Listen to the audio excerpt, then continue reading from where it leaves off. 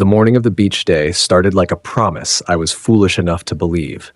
Sun already warming the balcony rail, gulls drawing lazy loops over the water, Iris bouncing on her toes beside the suitcase we'd packed with sunscreen, goggles, and a pink shovel she'd insisted would help her build something that lasts. We walked down the path with the whole family spreading out ahead of us like a parade. Bianca gliding in a linen cover-up, my parents carrying drinks they hadn't paid for, Josh glued to his phone. The resort looked kind in that first hour. Palms fanning the heat, blue water catching the light, waiters sliding between loungers with trays that smelled like citrus and sugar. Iris kept squeezing my hand and pointing. At the shallow splash pad, at the big pool with the waterfall, at Max and Phoebe already making waves like they owned the ocean. She asked if she could play with them right away. And I said yes, because 7 is the age of right away, and because she had practiced her smile in the mirror that morning, the one that said, "I belong." I picked a pair of chairs near the edge so I could watch, spread our towels, and helped her settle the hearing aid snug behind her ear. Bianca climbed onto a chair like a host, taking the mic. "Okay, cousins," she called, dragging a beach tote to the center. "Special shirts for everyone." The kids flocked to her. My mother clapped with 2 fingers. My father gave a low, approving hum. Paper tore. Laughter bubbled. "The snack monster!" Max shouted through crumbs. "The explorer!" Phoebe squealed, sprinting for the dunes. Another cousin lifted the fish and dove back into the pool, spraying the deck. I half smiled in spite of myself. Then it was Iris's turn. She peeled the plastic slowly, careful like the shirt could bruise, and before she finished unfolding it, Max leaned in and barked a laugh. "Look! The mistake!" The word landed before I saw it, the way thunder arrives a beat after lightning. Iris stared down, reading the letters with her mouth parted, as if sound might help them mean something else. A tight, bright laughter snapped along the chairs. Phoebe doubled over. Bianca's grin didn't slip. My father gave a dry chuckle. "Better she hears it now." My mother adjusted her sunglasses. Josh didn't look up. I saw Iris hug the shirt against her chest like pressure could erase ink, saw the small light in her eyes dim as if someone had pinched it closed. Heat climbed my neck and settled behind my eyes, but my voice came out cold. My chair scraped hard as I stood. I took Iris's trembling hand. "We're leaving."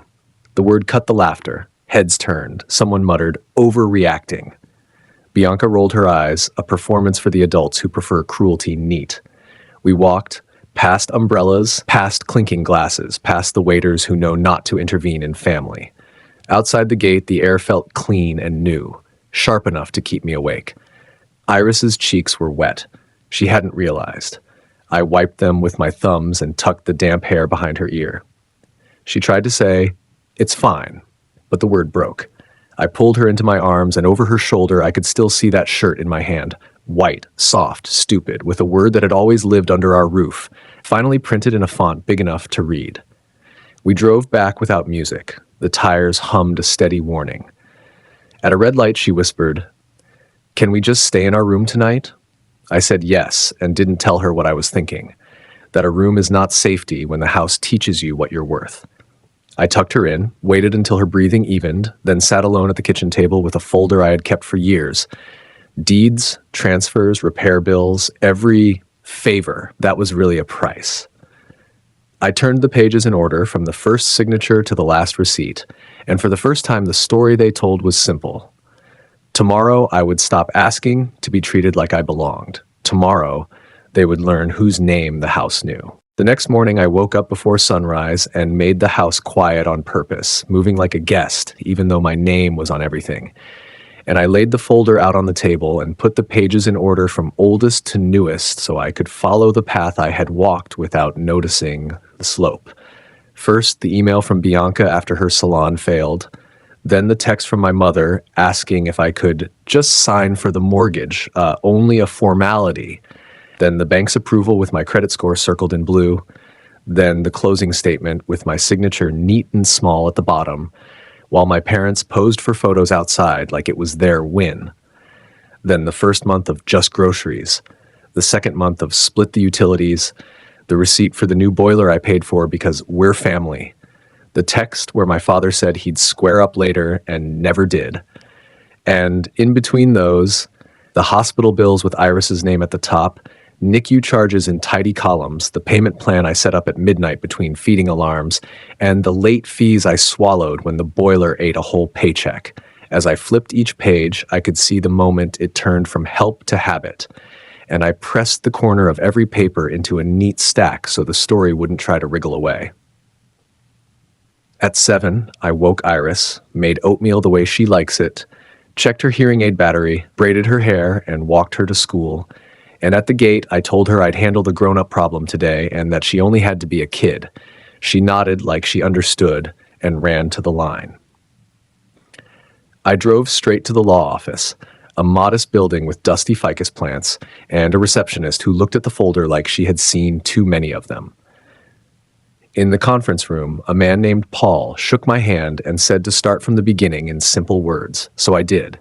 I told him how I was the middle child everyone leaned on, how the deed landed in my name, how I moved back for support after Iris was born, how every raise became a new contribution, how they told people they were taking care of us while I paid for everything.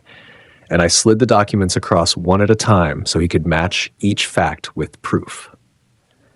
He read in silence, tapping once when he reached the closing packet, again when he reached the transfer records, and a third time when he reached the spreadsheet I'd kept of every repair and grocery bill, a slow ledger that never lied. When he finally looked up, he asked only one question: whose name is on the deed? And when I said mine, he nodded like a clock had struck. He explained the process without drama: written notice, 30 days, service, a timeline that had nothing to do with guilt or volume. He warned me there would be noise, that people who think they own you shout when paper disagrees, and asked if I was ready. I thought of Iris holding the white shirt to her chest and felt the answer settle. We drafted the notices while the printer hummed like a low engine, and he read every line out loud so I would hear how calm the law sounds when it walks. I signed where he pointed. We planned the service for that evening. My parents were due back from the beach by dinner, and I wanted the truth to meet them at the door. When I left, the sun was high, and the day felt honest. I bought Iris a small notebook on the way home so she could draw after homework, and I placed it on her pillow like a promise. Then I set the table, not for a meal, but for a conversation in full daylight, and I waited for keys in the lock and for the house to hear its real name. They came home early, sunburned and loud, dragging suitcases across the tile like they wanted the sound to bruise me. And I was already at the kitchen table with the notices stacked beside the folder, my pen placed straight as a spine, and Paul sat to my left with his briefcase closed and his voice saved for when it would matter. The front door opened. My mother called. "We're home," in that bright tone she uses when she wants the room to clap. Then she saw us, and her smile dipped, and my father stopped just inside the threshold and narrowed his eyes the way he does when he thinks he can turn a look into a verdict. "What is this?" my mother asked, setting her bag on the counter like a stage prop. And before I could answer, Paul stood and said calmly, "Mr. and Mrs. Bennett, my name is Paul Henderson. I represent your daughter." And he slid the top document across the table so it stopped exactly in front of my father. The word notice clear at the top, the dates neat and final. And for a breath, the house went strangely quiet, the kind of quiet that happens when a clock stops. My father gave a short laugh that didn't reach his face. "Eviction? This is ridiculous. We own this house." And I stood too because I didn't want to deliver this sitting down, and I said, "No, it's in my name." And I pointed to the deed copied in the folder, my signature small but legal, and my mother let out a high brittle sound. "That was a formality. A favor, Sarah. You know that. We asked you because we trusted you." And Paul's voice stayed even. "You have 30 days to vacate under state law. Service is effective as of now. Questions about arrangements can go through me." And he placed his card next to the paper like punctuation. My father didn't look at the card. He looked at me, anger climbing up his neck like a rash. "You're not doing this," he said. "You're ungrateful after everything we've done." And I felt the old pull to apologize and stepped past it. "I have paid for years," I said. "Every grocery, every repair, every utility, every time you called it only fair. I have the records." And I opened the folder and turned the pages so they could see the line of numbers that never tried to charm anyone. My mother reached for the paper with shaking fingers and then snatched her hand back like it burned. "We took you in when no one else would," she whispered, and I answered quietly, "You charged me rent, and you charged me more when I earned more." And my father slapped his palm on the table so the glasses rattled. "You'll regret this," he said. "You'll crawl back." And Paul didn't blink. 30 days, he repeated. "We recommend you begin arrangements immediately." And the word immediately seemed to bounce off the cabinets and come back smaller. My mother's eyes filled but didn't spill, and she tried one more angle. "Think of Iris," she said, the name soft like a lure. "What kind of example is this?" And I felt something tighten into a clear line inside me. "The kind where she learns a boundary is a door you can close," I said. And then keys scraped at the lock and Bianca came in without knocking, wrapped in a white cover-up, lips chapped from the sun, and she took in the room in one sweep and smirked. "Now what?" And Paul slid the second notice toward her, and the smirk slipped like a sticker in the rain. She opened her mouth, shut it, then said, "You can't be serious." And I answered, "I am." And the house stayed quiet long enough for everyone to feel how the balance had changed. I heard Iris's school app ping on my phone in my pocket, reading assignment complete, and that small, ordinary sound steadied me more than any speech. My father finally picked up the notice and read the lines he couldn't outtalk, and the room learned my name the way the deed already had. The house went quiet in a new way after the notices, not peaceful but watchful, like the walls were listening for the next move. And within days, the sounds sharpened. Cupboard doors shut a little too hard, whispers floated down the hallway and cut off when I entered. Bianca began visiting more often with shopping bags she didn't open. And on the 7th evening, my mother called me into the living room with a smile stretched too tight and said we should talk like family before things went too far. I sat on the edge of the couch, bag by my feet, phone in my pocket, recording, because something in my chest said this would be a trap. And they arranged themselves opposite me like a small panel. My father leaning forward with his elbows on his knees, my mother with folded arms and a soft voice, Bianca perched on the armrest, her eyes already bright with the victory she expected. My mother began with concern that sounded rehearsed. "Sarah, eviction is a bad path. You're upset, we understand. But you need to think about consequences." And my father cut in, "If you insist on stealing from us, we'll have to tell the truth about you." And I asked, calm, "What truth?" even though I knew I would hate the answer.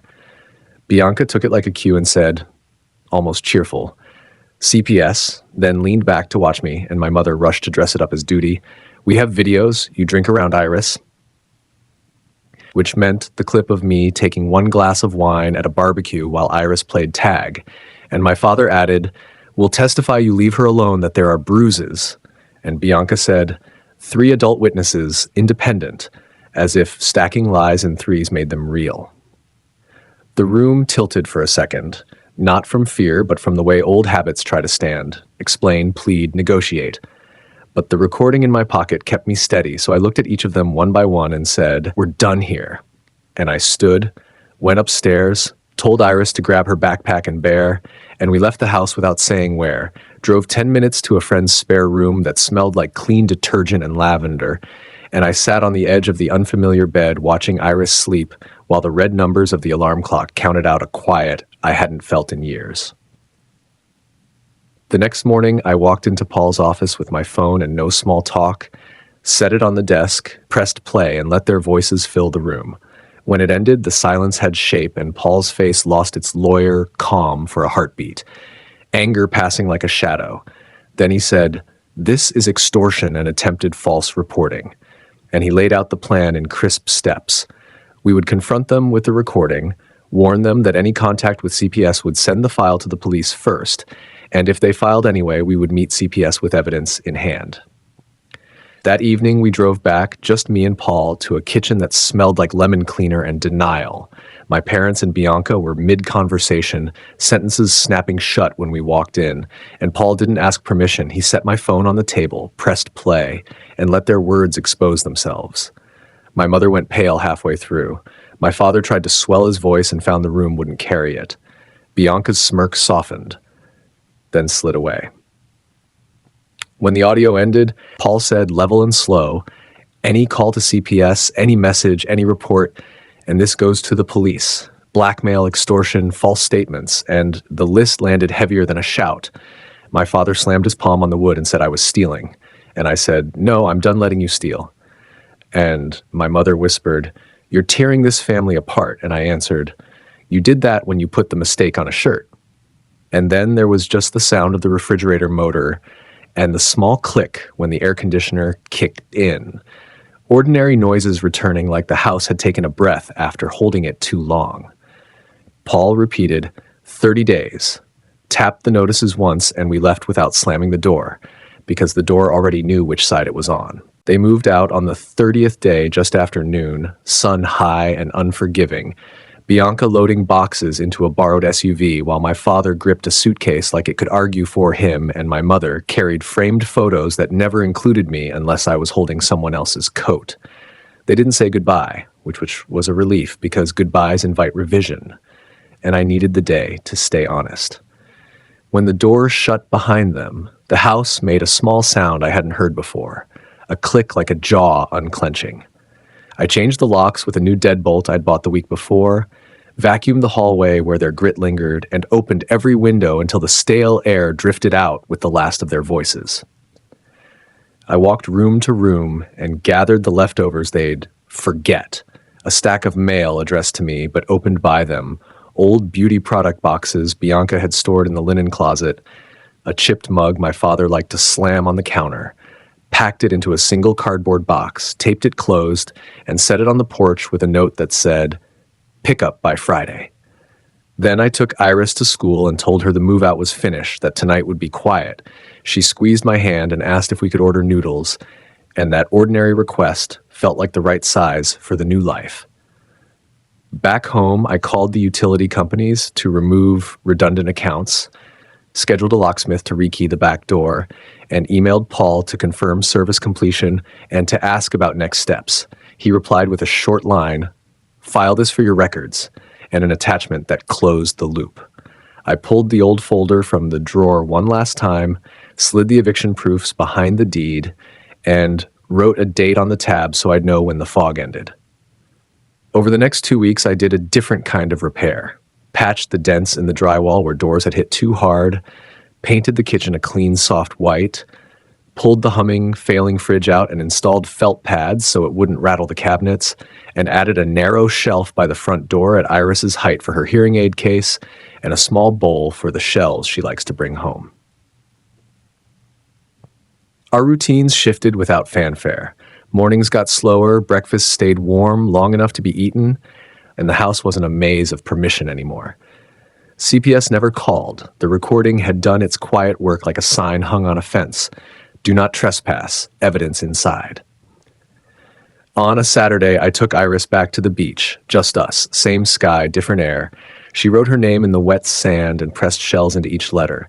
Looked up at me and asked if it would stay, and I told her it would stay long enough, and we watched the tide practice erasing and returning until the letters blurred into a soft line that still meant her. At home, we made noodles and laughed when one slid off her fork onto the floor. No sharp intake of breath, no waiting for someone to scold from another room. I refinanced the mortgage into my own timeline, set up a savings transfer in Iris's name for braces or camps or music lessons, and made a calendar note 6 months out that just said, "Check joy." A small reminder to measure the right thing. One evening near sunset, my phone lit with Josh's name. I let it ring twice, then answered, and he said he hadn't known about the shirt, that he'd heard about the CPS plan, that it was wrong, and that he was proud of me for drawing a line. I thanked him and told him I needed time, and he said he understood. And when the call ended, I felt the calm of choosing the size of my circle. After homework, Iris and I spread her new notebook on the table, the one I'd left on her pillow weeks ago, and she drew the ocean as loops that touched and pulled back, then added a small house with a bright square window and a figure waving from inside. "That's you," she said. "You're saying we're home." I cleaned the brushes and she washed her hands, and we left the picture to dry. Before bed, I wrote a final slip of paper and slid it into the old folder. We kept the house and each other, dated it, close the cover, and put it away high on the shelf where things that are finished go. The rooms were quiet but not empty, and when I turned off the last light, the dark felt like rest instead of a warning.